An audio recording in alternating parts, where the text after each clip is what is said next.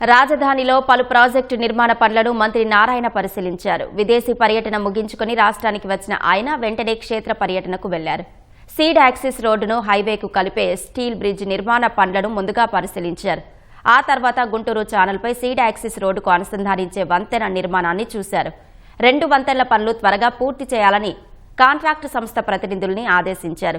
విజయవాడ పశ్చిమ bypass pending పనులను పరిశీలించారు. ఎన్హెచ్ అధికారులు ఇప్పటికే వెస్ట్ బైపాస్ మీదుగా ఒకవైపు వాహనాలకు అనుమతి ఇచ్చారు.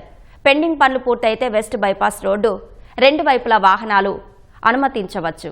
దీనివల్ల గుంటూరు విశాఖపట్నం నుంచి నేరుగా రాజధానిలోకి వెళ్లే అవకాశం ఉంటుంది. ఆ పనులు త్వరగా పూర్తి చేయాలని ఎన్హెచ్ఏఐ అధికారులు గుత్తేదారులను ఆదేశించారు. రాజధానికి భూములు ఇచ్చిన రైతులకు రిటర్నబుల్ ప్లాట్ల కేటాయింపు వేగవంతం చేసినట్లు మంత్రి నారాయణ తెలిపారు. ఈ నెల 16న సిఆర్డీఏ ప్లాట్ల కేటాయింపునకు లాటరీ నిర్వహించనుంది. లాటరీ ద్వారా రైతులకు నిబంధనల ప్రకారం ప్లాట్లు కేటాయిస్తారు. ప్లాట్లు పొందిన రైతులు వెంటనే రిజిస్ట్రేషన్ చేయించుకునేలా ఏర్పాట్లు చేశారు.